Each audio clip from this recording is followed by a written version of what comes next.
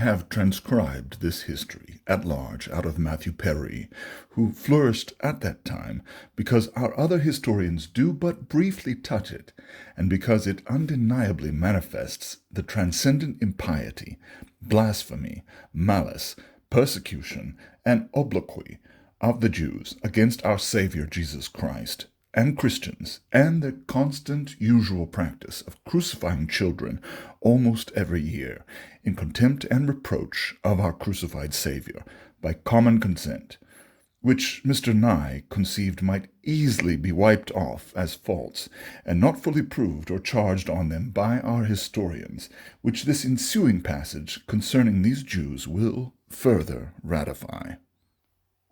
Certain infamous Jews, being 71 in number, are judged to death by the oath of 25 knights, that is, knights with a K, for the miserable death of the child crucified at Lincoln, being reserved in the prisons of London to be hanged in the year 1256, the year after their condemnation, sent secret messengers to the friars minors, as their enemies affirm, that they might intercede for them, that they might be delivered from death and prison, being notwithstanding worthy of the most shameful death. Whereupon they, as the world reports, if the world is in such a case to be credited, by the mediation of money, freed them by their prayers and intercession, both from the prison and from the death which they had deserved, led thereto with a spirit of piety, as I think is piously to be believed, because so long as any man is in life, and in this world he hath free will, may be saved, and there is hope of him. But yet for the devil, or the manifestly damned, we are not to hope nor pray, because there is no hope of them, for death and a definitive sentence at once irrevocably entangle them. Neither could this answer excuse the minors, for although they were not guilty, yet the scandal did defame them. The common people now hath withdrawn their hands, that they do not benefit them with their alms, as heretofore, and the Londoners' devotion is grown cold toward the minorities. For procuring these condemned Jews life and liberty, whose money, it seemeth, could even corrupt these very self-denying popish saints, who had renounced the world in habit, but not in heart. All the prelates of England in the year 1257 drew up certain articles in writing concerning their liberties, which they intended to present to the king and nobles, to be ratified by them in Parliament in due season, wherein they complain, Article 32, 33, that when as the Jews are convicted before the ecclesiastical judges for delinquency against an ecclesiastical person, or for ecclesiastical things, or for sacrilege, or for laying violent hands upon a clerk, or for adultery with a Christian woman, the cognizance of the cause is hindered by the king's prohibition, because it allegeth that they have their proper judge, the sheriff of the place, and their proper delegated judges, who may and ought to have cognizance of these things, and yet if they be convented by a clergyman or layman before them for such things, upon the denial thereof by the person alone, by the simple assertion of another Jew and of one Christian, without the administering of an oath, they purge themselves, the proof of the prosecutor being utterly rejected. Item, if communion be denied to them by the church because they bear their table or sign, or because they retain Christian nurses against the precepts of the church, or if they be excommunicated for some other excesses, the bailiffs or officers of the king, communicating with them, command on the behalf of our Lord the King himself, that they be not avoided by any, and cause them to be admitted and received to communion. Against which grievances, in derogation of ecclesiastical jurisdiction, the bishops then thus provided, and because in like manner the office of the prelates is hindered when, as it happens, a Jew offending against ecclesiastical things and persons shall be convented for these things set before them, and for other things which appertain to their ecclesiastical court, of mere right, we provide that the Jew, notwithstanding, shall be compelled to answer in these cases by the interdict of commerce, contracts, and communion of the faithful, Likewise, the inhibitors, hinderers, and distrainers shall incur the punishments of interdiction and excommunication. In the year of Christ 1259, on the feast of Christ's Nativity, a certain creature, Elias, a Jew of London, whose surname was Bishop, fearing danger and manifest damnation to himself, fled to the laver of defense and salvation, and was newborn in the Spirit for being cleansed with wholesome baptism, 2 others also accompanying him. He was delivered out of the lot of the devil, and saved from the revenge of the most wicked crime heretofore committed by him. For it was said that in his house that poisonous drink was made, which had proved mortal and perilous to many nobles of England, poisoned therewith by the Jews, which even he himself, as was reported, well confessed. But then he was a devil, but now thoroughly changed, and a Christian, and as the condition so the operation is changed, as Matthew Paris ironically writes of them. A certain Jew, in the year 1260, fell into a privy at Tewsbury, but because it was then the Sabbath, he would not suffer himself to be pulled out, except on the following Lord's Day, for the reverence of his Sabbath. Wherefore Richard de Clare, Earl of Gloucester, commanded him in reverence of the Lord's Day to be kept there till Monday, at which time he was found dead of the stink or hunger. The barons of England, in the year 1262, robbed and slew the Jews in all places. There were slain of them in London to the number of 700. The rest were spoiled, and their synagogues defaced. The original occasion of which massacre was because one Jew had wounded a Christian man in London in Colechurch, and would have enforced him to have paid more than 2 pence for the usury of 20s for 1 week. In the year 1264, in the Passion Week, the Jews that inhabited the city of London, being detected of treason, which they devised against the barons and citizens, were slain almost all the whole number of them, and great riches found in their houses, which were taken and carried away by those that ransacked the same houses. The disinherited barons and gentlemen in the Isle of Oxholm, in the year 1266, took and sacked the city of Lincoln, spoiled the Jews, and slew many of them, entered into their synagogue, and burnt the book of their law, with all their charters and obligations. In the year 1275, the 3rd year of the reign of King Edward I, the Statute de Judaism was made, not in the 18th year of Edward I, as Sir Edward Coke most grossly and confidently mistakes in his commentary thereon, to clear up which I desire the reader to take notice that this statute is not now extant on record. All the parliamentary rolls before the 5th year of Edward II, the first extant, with sundry others since that time being utterly lost through the iniquity, injury, or carelessness of the times,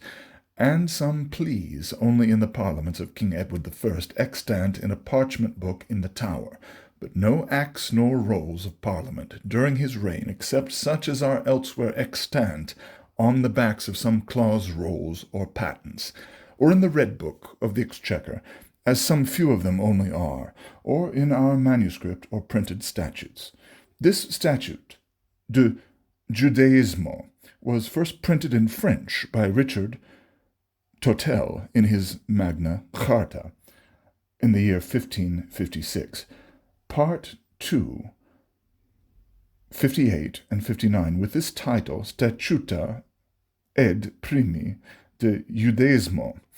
without mention of any year of his reign wherein it was made, not extant in the manuscript copies out of which he printed them, and the first statute of them is also printed in Justice Rastal, his abridgment and collection of statutes, title Usury, section 2, without any date, for which he renders this reason in his Elenchus Parliamentarium at the end of his abridgment, Tempus, edition 1. Ce statut aussi comme semble feront fait en temps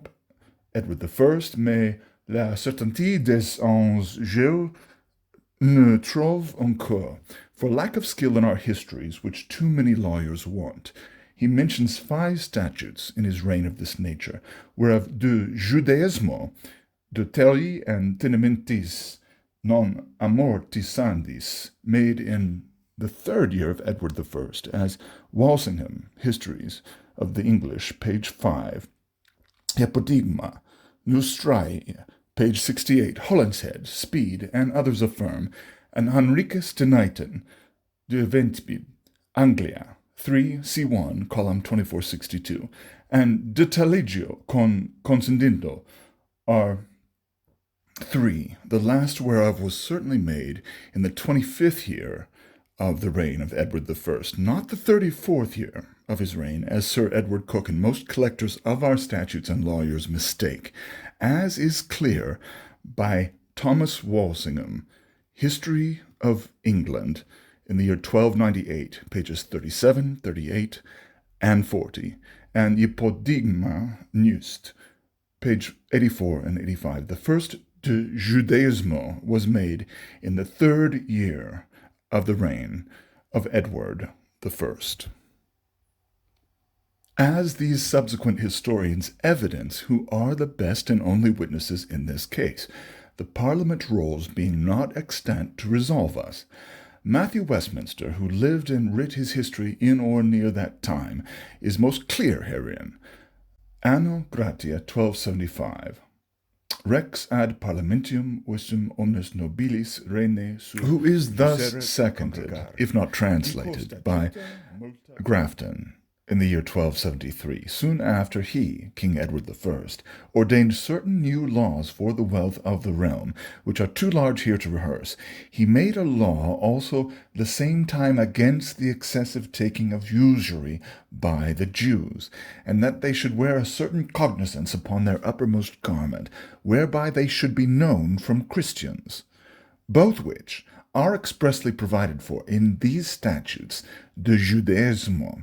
The same is attested by John Roos, and by John Stowe out of him, in his Chronicle, page 200. In these words, in the 3rd year of King Edward I in Parliament at Westminster, usury was forbidden to the Jews, and that they might be known, the king commanded them to wear a tablet, the breadth of a palm, upon their outermost garments, which in his Survey of London, 1633, he thus expresseth. The 3rd year of Edward I. In a Parliament at London, usury was forbidden to the Jews, and all that Jewish usurers might be known, the king commanded that every usurer should wear a tablet on his breast, the breadth of a pavilion, or else to avoid the realm, with whom Sir Richard Baker, in his Chronicle of the Kings of England, edition 2, London 1653, concurs,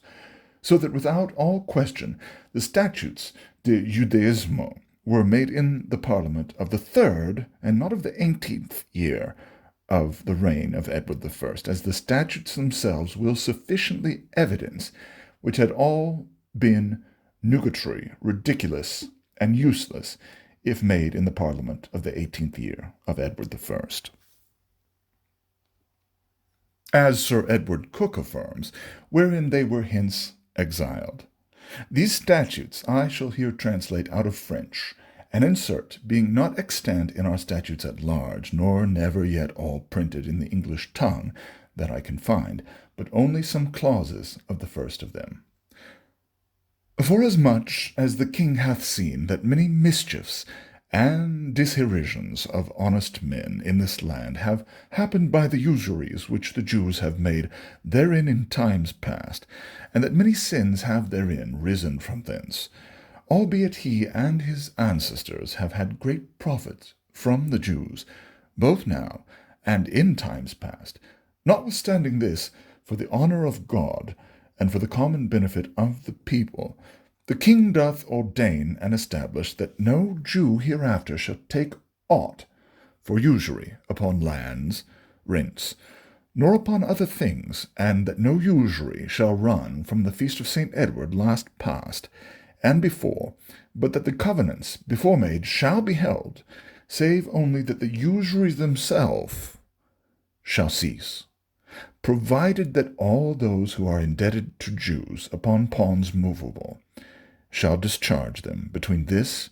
and Easter at furthest, and if not, let them be forfeited. And if any Jew shall take usury against this establishment, the king, neither by himself, nor any of his officers, will not intermeddle to cause him to recover his debt or use, but will punish him at his pleasure for the trespass, and shall do right to the Christian to recover his gage. And it is provided that the distresses for the debt of Jews shall not hereafter be so grievous, that the moiety of lands and chattels to the Christians shall not remain for their sustenance, and that no distress shall be made for the debt of a Jew, upon the heir to the debtor named in the charter of the Jew, not upon other which holds the lands which was the debtor's, before the debt shall be deranged and acknowledged in court. And if the sheriff or other bailiffs, by commandment of the king, ought to make seizin to a Jew, seisin, to a Jew, to one or more, for their debt of chattels or of lands, to the value of the debt, the chattels shall be praised by the oath of honest men, and the chattels shall be delivered to the Jew or Jewess, or to their attorney, to the value of the debt. And if the chattels be not sufficient, the lands shall be extended by the same oath, before that the seizin shall be delivered to the Jew or Jewess, every one according to the value, so that they may after know certainly the debt is discharged, that the Christian afterwards may then have his lands, saving to the Christian forever the moiety of his lands and of his chattels for his sustenance, as afore is said, and the chief house. And if anything stolen at this hour shall be found in the possession of a Jew, and any will sue, let the Jew have his summons, if he may have it, and if not, he shall answer so that he shall never be privileged for it otherwise than a Christian, and that all the Jews shall be residents in the cities and in the boroughs which are the king's own, where the chest for the Jews' indenture is wont to be, and that every Jew, after he is past 7 years of age, shall carry a sign or badge in his chief garment, that is to say, in the form of 2 towels of yellow taffety, of the length of 6 fingers and the breadth of 3 fingers, or an handful, and that every one after he is past 12 years old shall pay on the 3rd day the poll every year to the king, which shall be paid at Easter, and this shall be intended as well of women as of men. And that no Jew shall have power to enfief another Jew nor Christian of their houses, rents, or tenements, which they have now purchased, nor to alien them in any manner, nor to make an acquittance to any Christian of his debt, without the special license of the king, until the king hath otherwise ordained. Narrator's note in fief, as in fiefdom, or make a serf of. End note.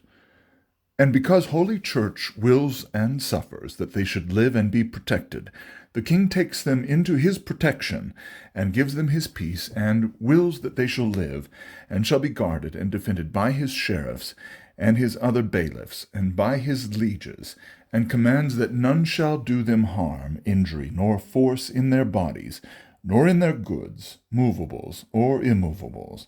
and that they shall not be impleaded, sued, nor challenged in any court, but in the king's court, wheresoever they are. And that none of them shall be obedient, respondent, nor render rent, but to the king and his bailiffs, in his name, if it be not of their houses which they now hold rendering rent, saving the right of Holy Church.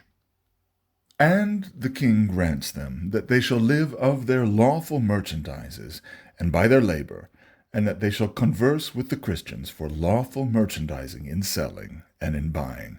but yet that by this privilege, nor any other, they shall not be levant, rising, or couchant, lying down amongst them. And the king will not that by reason of their merchandise, that they should be in lots, nor scots, nor tallage with those of the cities or boroughs, wherein they remain, seeing they are tailable to the king, as his own vassals, and to none other, Moreover, the king grants them that they may buy houses and curtilages in the cities or boroughs where they reside, so as they hold them in chief of the king, saving to the lords the services due and accustomed,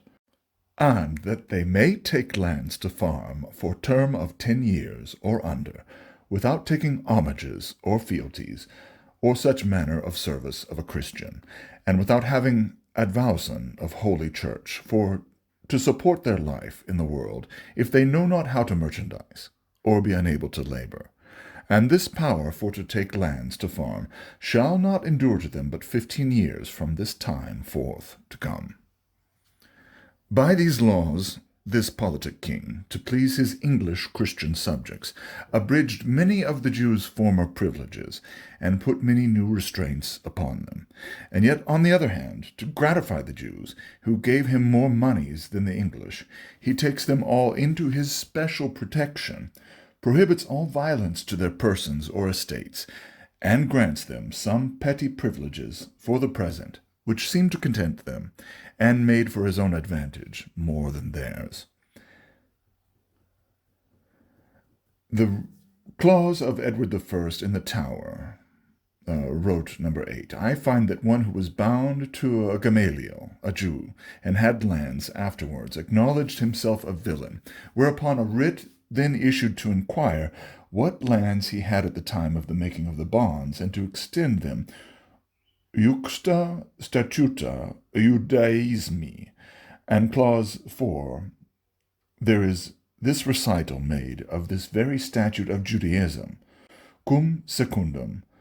Assisi. Since, according to Assisi and the statute of our Judaism, our Jews should have in their share from the Christian creditors half of the rents of their lands and their katalos, until they receive their debts, etc., an execution awarded in the case of a Jew, according to the second clause of this statute. Therefore it is most certain it was not made in the 18th year of Edward I, which was 14 years after these two records, reciting it both by name and words, but in the 3rd year of Edward I, the very next year before these records, the inn for which I here insert them. In the 7th year of King Edward I, in the year of our Lord 1278, as some, or 1279 as others computed, the king held a parliament at London, which was chiefly called for the reformation of his coin, which was then sore clipped, by reason whereof it was much diminished and impaired. In the time of this parliament, in the month of November, all the Jews throughout all England, as Matthew Westminster, or many of the Jews in London and other parts of the realm, were apprehended in one day, and imprisoned in London for the clipping of money, and in December following, divers inquests were charged in London to inquire of the said Jews and all others who had so blemished and clipped the king's coin, by which inquests the Jews of the city,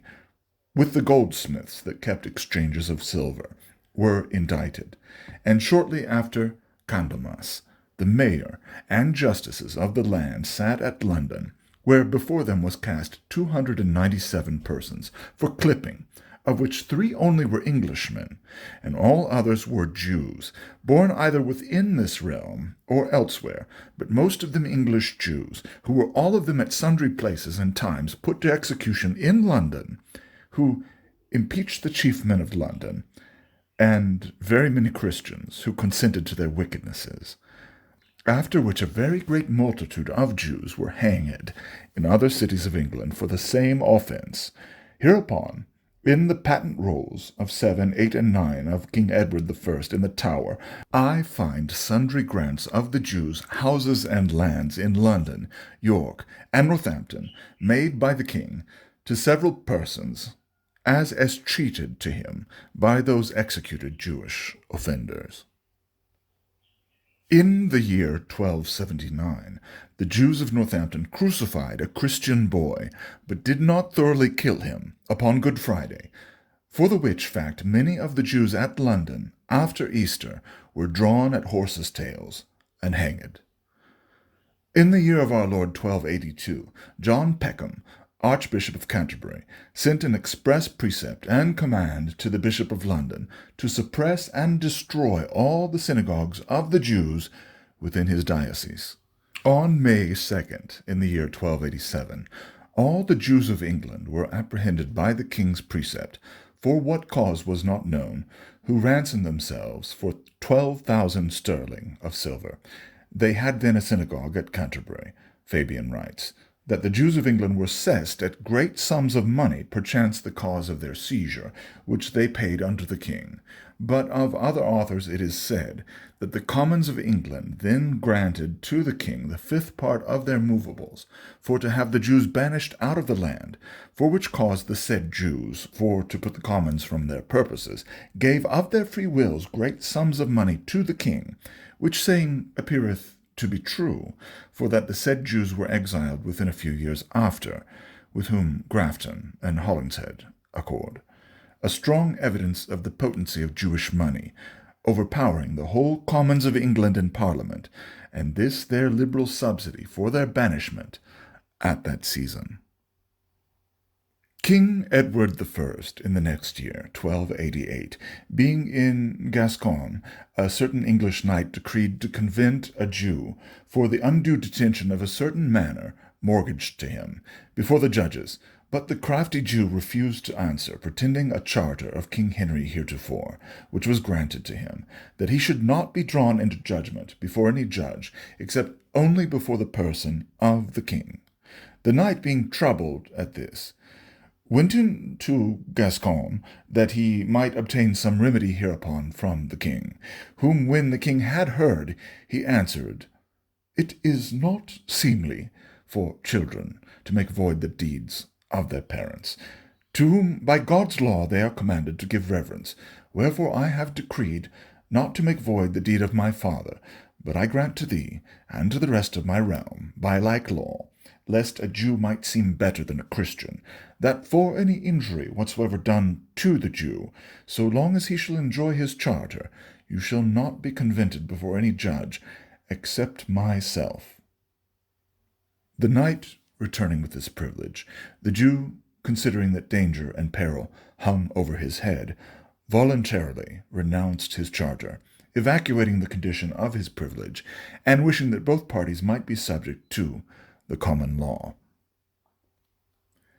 The year following, anno 1289, King Edward, taking upon him the character of the cross in Blankenford, in Gascogne, presently banished all the Jews out of Gascogne,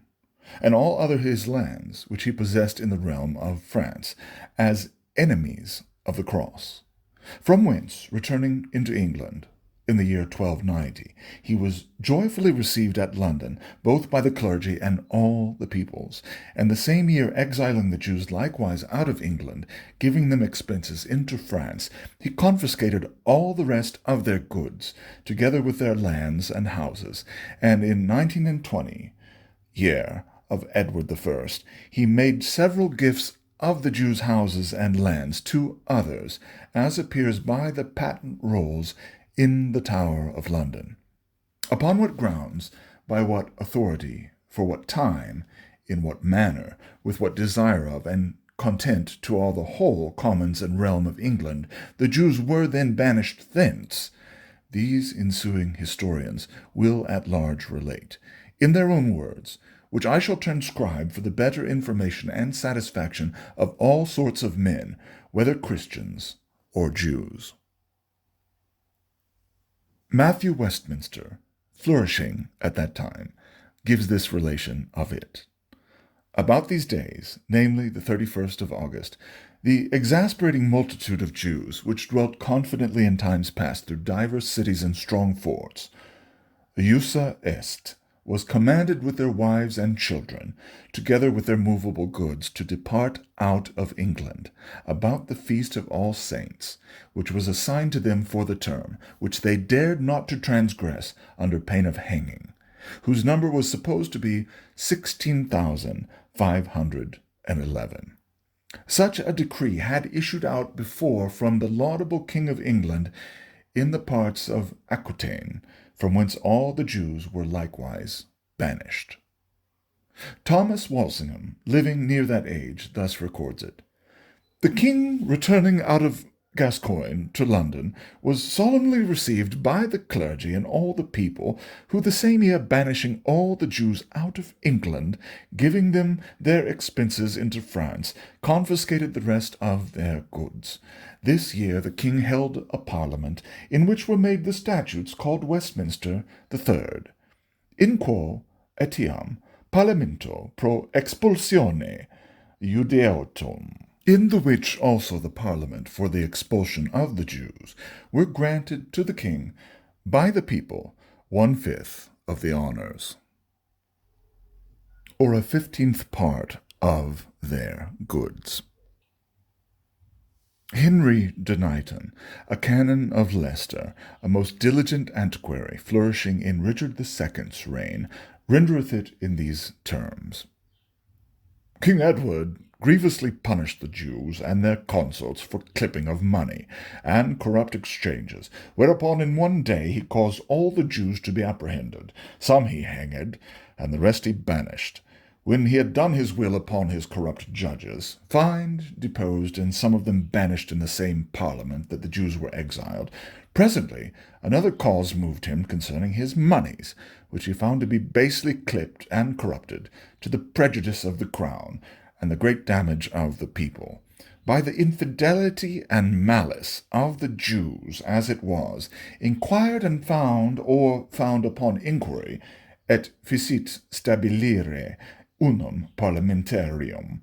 in quo convicti sunt Judaei. And he caused a parliament to be summoned, wherein the Jews are convicted of that falsehood, and he ordained that all the Jews should depart out of the realm of England, not to return again afterwards, for their incredulity principally, and for their falseness which he had hardly pressed upon them, and for this their banishment speedily to be made and executed without delay. The commons of the realm gave to the king the 5th part of all their movable goods.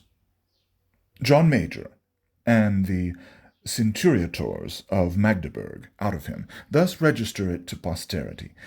In the year 1290,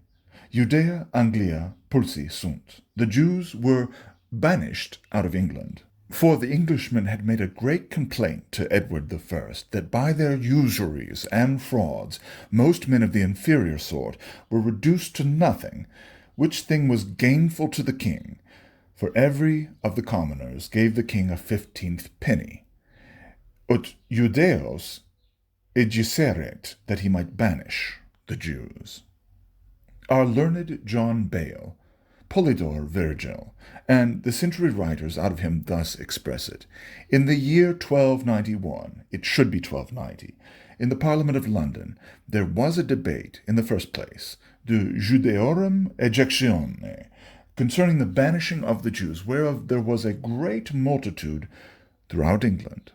Sed edicto publico consilia Londinensis, writes one, publico igito decreto jusi sunt alio comigare, et infra paucos dies omnes exirent, saith another. But by the public edict of the Parliament assembled in London, and by a public decree, they were all commanded to depart the realm with their goods within a few days, which they, consilii jusis obedientes, obeying the commands of the Parliament, speedily did. Thomas Stubbs, his Acta Pontificum Eboracensium,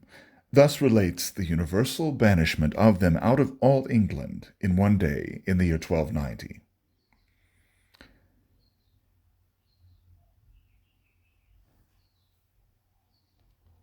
The Jews were exiled from the kingdom of England in the crucifixion of souls, and this on the same day throughout all England. Raphael Voluntarianus, Geographic Book 3, thus expresses it. The Jews were all expelled. The annals of the Dominicans of the Colmarion thus relate it. In 1291 the King of England expelled all the Jews from the kingdom. Gilbert Genebrardus Chronography 4, page 659, thus records that in the year 1291 the Council of London at Westminster, by order of King Edward, by that in the public edict the Jews were commanded to leave England forever, the words most express. Abraham Bezoulius, thus in the year Ecclesiasticus, Tom 13. In 1291, a council was held in London at Westminster. In this print it was discussed about the expulsion of the Jews, of whom there was a great multitude throughout all England, whereby the sheep were thus separated from the goats in the flocks. And so the public was commanded by edict that within a few days they should all depart with all their goods. So that by the decrees of the council they departed from another nation. And so the refugee nation has gone out from England forever, always miserable somewhere in the land of the earth, until it is finally destroyed. But I shall pass now from Latin into our more common English historians. Fabian, in his Chronicle, Part 7, page 133, Mr. John Fox, in his Acts and Monument, and Richard Grafton, in his Chronicle, thus reported, in the same words almost, this year also 1290, all the Jews were utterly banished from the realm of England, for the which the Commons gave the king a 15th. Polychronicon and William Caxton, in his Chronicles, printed 1502, in the life of King Edward I, relate it thus. Thus stories the Jews' banishment out of Higden and Trevisa, in their words, anyone after the king had done his will of the justices, though let he inquire and espy how the Jews deceived and beguiled his people through the sin of falseness and of usury, and let ordain a privy parliament among his lords. So they ordained among them that all Jews should void out of England for their misbelief, and also for their false usury that they did unto Christian men, and for to speed and make an end of this thing, all the commonalty of England gave unto the king the 15th penny of all their goods movable. And so were the Jews driven out of England, and though went the Jews into France, and there they dwelled through leave of King Philip, that there was king of France. Raphael Holinshead, in his Chronicles out of them, volume 3, thus publisheth it. In the same year was a parliament holden at Westminster, wherein the statutes of Westminster the third were ordained. It was also decreed that all the Jews should avoid out of the land, in consideration whereof a 15th was granted to the king, and so hereupon were the Jews banished out of all the king's dominions. And never since could they obtain leave to return hither again. All their goods not movable were confiscated, with their tallies and obligations, but all their goods that were movable, together with their coin of gold and silver, the king licensed them to have and convey with them, a sort of the richest of them being shipped with their treasure in a mighty tall ship, which they had hired, when the same was under sail, and got down the Thames toward the mouth of the river beyond Quinborough. The master mariner bethought him of a while, and caused his men to cast anchor, and so rowed at the same till the ship by ebbing of the stream remained on the dry sands. The master herewith enticed the Jews to walk out with him on land for recreation. And at length, when he understood the tide to be coming in, he got him back into the ship, whither he was drawn by a cord. The Jews made not so much haste as he did, because they were not wary of the danger. But when they perceived how the matter stood, they cried to him for help. Howbeit, he told them that they ought to cry rather unto Moses, by whose conduct their fathers passed through the Red Sea, and therefore if they would call to him for help, he was able enough to help them out of these raging floods, which now came in upon them. They cried indeed, but no succor appeared, and so they were swallowed up in the water. The master returned with the ship and told the king how he had used the matter, and he had both thanks and reward, as some have written. But others affirm, and more truly, as should seem, that divers of those mariners which dealt so wickedly against the Jews were hanged for their wicked practice, and so received a just reward of their fraudulent and mischievous dealing. In Capitula Itineraris, in Totles Magna Carta, 151, made in Edward I his reign, there is one chapter of inquiry, De Catilis Judeorum Oxysorum,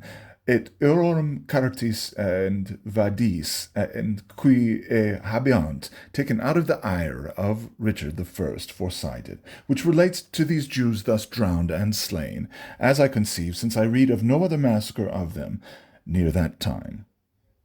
John Stowe, in his Annals, page 204, and Survey of London, page 289, writes thus of it: King Edward banished all the Jews out of England, giving them to bear their in arges till they were out of the realm. The number of the Jews then expelled was 15,060 persons, whose houses being sold, the king received an infinite mass of money.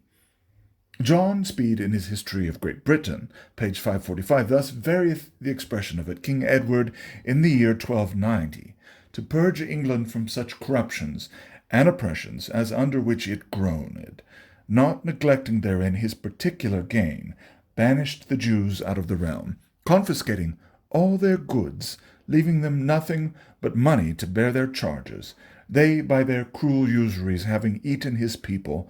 to the bones. To pass by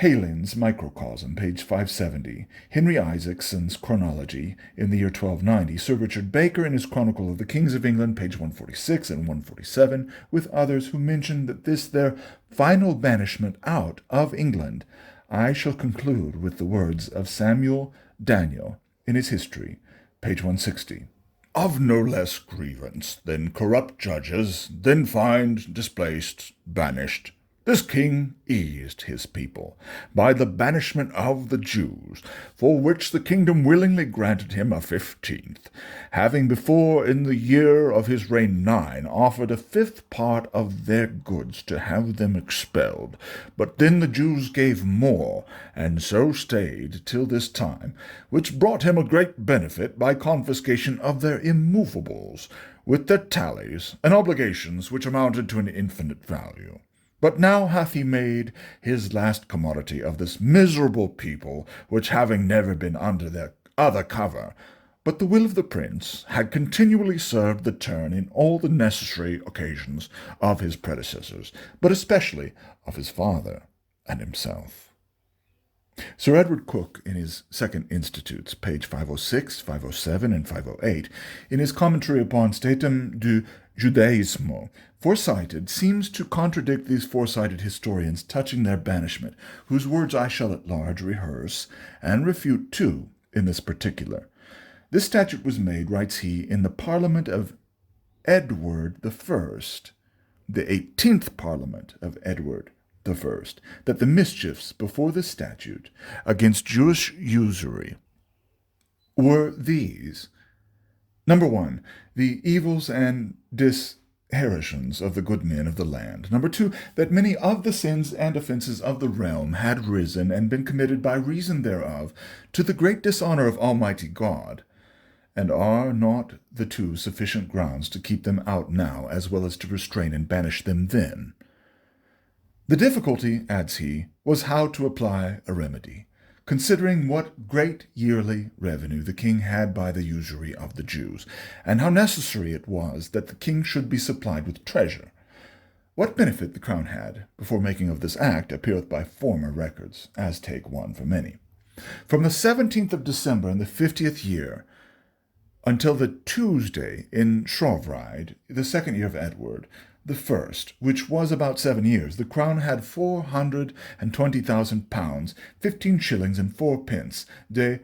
exitibus Judaemi, at which time the ounce of silver was 20, and now it is more than treble so much. So, as the recital of the preamble is true, that he and his ancestors had received great profit from Judaism, Many provisions were made by both the king and others. Sometime they were banished, but their cruel usury continued, and soon after they returned, and for respect of lucre and gain, King John, in the 2nd year of his reign, granted unto them large privileges, whereby the mischiefs rehearsed in this act multiplied. But the lucre and gain which King John had, and expected of the infidel Jews, made him impie judiciare,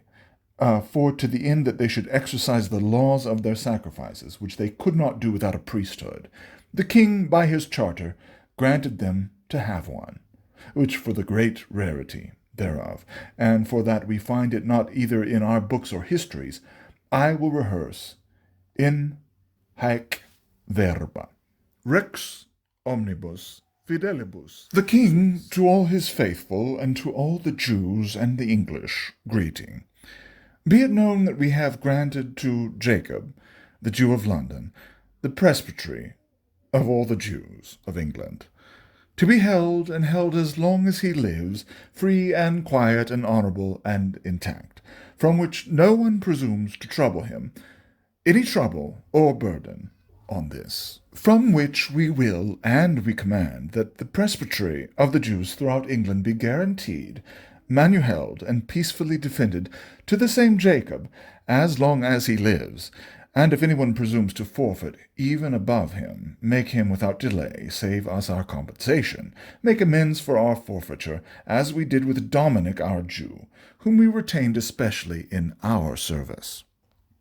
We also forbid that he should be put into a plea concerning anything pertaining to himself, unless he is with us, or before our chief justiciary, as the charter of King Richard our predecessor testifies. Witness St. Bothinian, bishop, etc. He gives by the hands of Hubert Cantuarians, our archbishop, chancellor, at Rathcolonegum, on the 12th day of July, in the 1st year of our reign, to which charter Sir Edward Coke annexeth this marginal note. This king had a most troublesome and dishonourable reign, God raising against him, for his just punishment, 2 potent enemies, Pope Innocent III, and Philip, King of France. And besides, which was the worst, he lost the heart and love of his baronage and subjects, and at the last had a fearful end. He adds, our noble King Edward I and his father, the third, Henry III, before sought by divers acts and ordinances to use some means and moderation herein, but in the end it was found that there was no mean in mischief, and as Seneca saith, res profecto stulta es nequitiae modus, and it will not be so now in their new limited readmission, if consented to. And therefore King Edward I, as this act saith, for the honour of God and for the common profit of his people, without all respect in respect of these, of the filing of his own coffers, did ordain that no Jew from thenceforth should make any bargain or contract for usury, nor upon any former contract should take away any usury, from the feast of St. Edward, then last past. So in effect all Jewish usury was forbidden. This law struck at the root of the pestilential weed, for hereby usury itself was forbidden, and thereupon the cruel Jews, thirsting after rich gain, to the number of 15,060, departed out of this realm into foreign parts, where they might use their Jewish trade of usury, and from that time that nation never returned again into this realm. Some are of opinion, and so it is said in some of our histories, that it was enacted by an authority of Parliament, that the usurious Jews should be banished out of the realm. Narrator's note, Prynne, is not speaking here. We are still continuing to quote Sir Edward Coke. End note.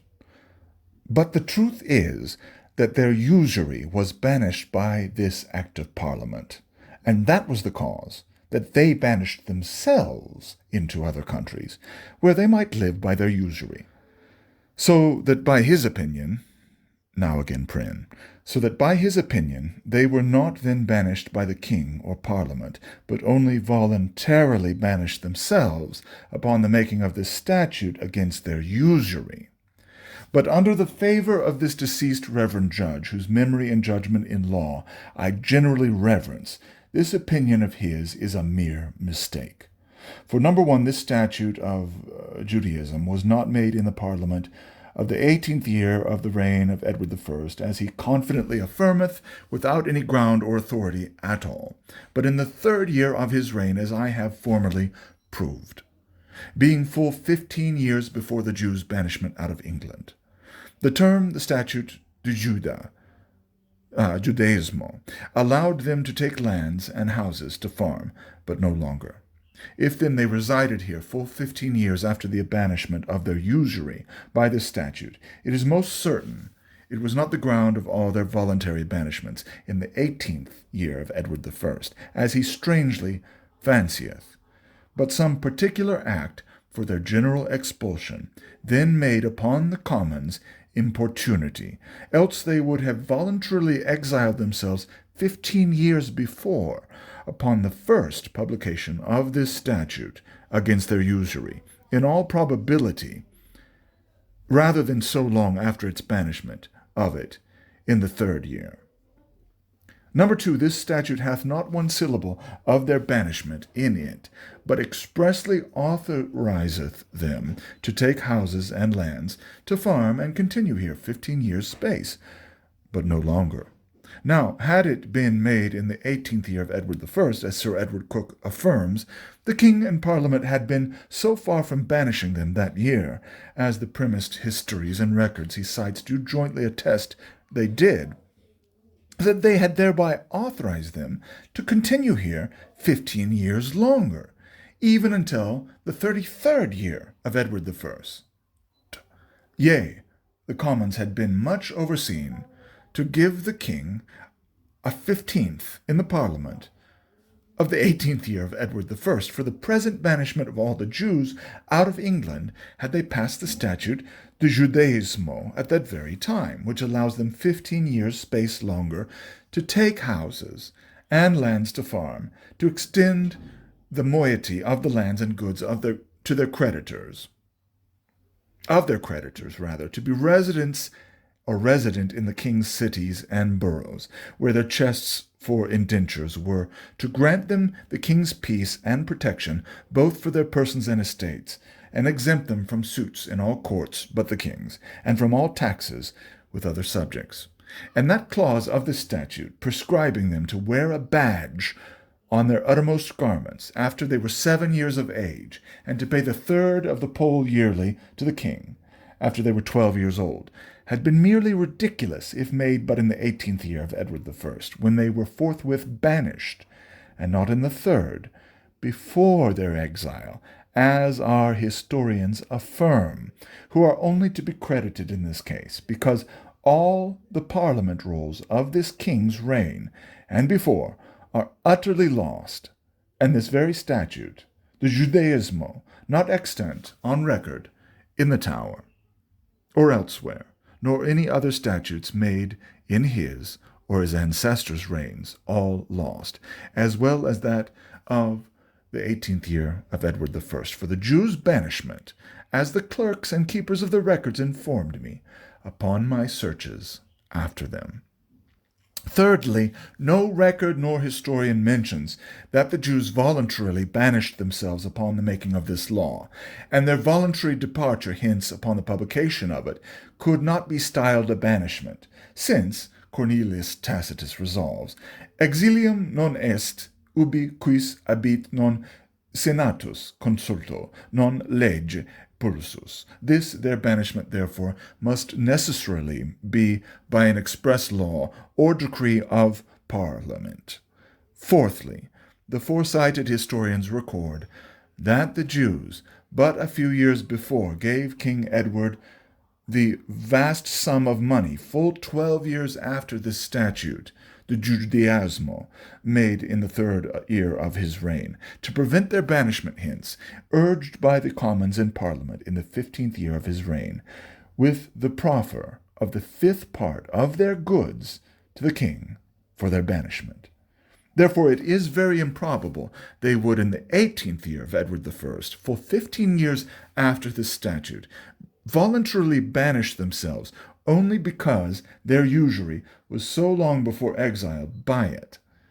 Number 5, and fifthly, all the foresighted historians of those and later times, who are more to be credited than Sir Edward Coke's singular, groundless opinion, unanimously record that the Jews were all judicially really expelled and banished from the realm in the 18th year of Edward I, both by king and parliament, and that principally for their infidelity, not usury, and other for alleged reasons, and commanded under pain of hanging by a special decree and edict to depart hence by a prefixed day, for the effecting and hastening whereof the Commons gave the king a 15th. Therefore they were all precisely banished by the king and by Parliament, not by themselves alone. The king then banished them out of England upon the same grounds, and in the self-same manner, as he had newly banished them the year before out of Gascoigne and all his dominions in France, as Matthew Westminster, Walsingham, and others record. But then and there he banished their persons by an express decree, not only for their usury, but chiefly for their infidelity and enmity to Christ's cross. Therefore he did the like in England. Seventhly, all usury in all persons whatsoever was strictly prohibited, and quite banished out of England, long before this Statute de Judaism, which was but a mere confirmation of former laws with particular relation to the Jews, not an introduction of any new law, the clearing whereof, nor impertinent to my theme against Jewish usurers, will most fully discover Sir Edward Coke's mistake to the very meanest capacity. The famous Council of Kossuth, in the year 787, under King Alfred and King Offa, condemned all usury in these terms: usuras quoque prohibemus dicente domino ad David dignum for habitorium tabernaculi sui qui pecuniam suam non dederit ad usuram, etc., after which King Edward the Confessor enacted this law against usury about the year 1050, ratified by William the Conqueror in the 4th year of his reign.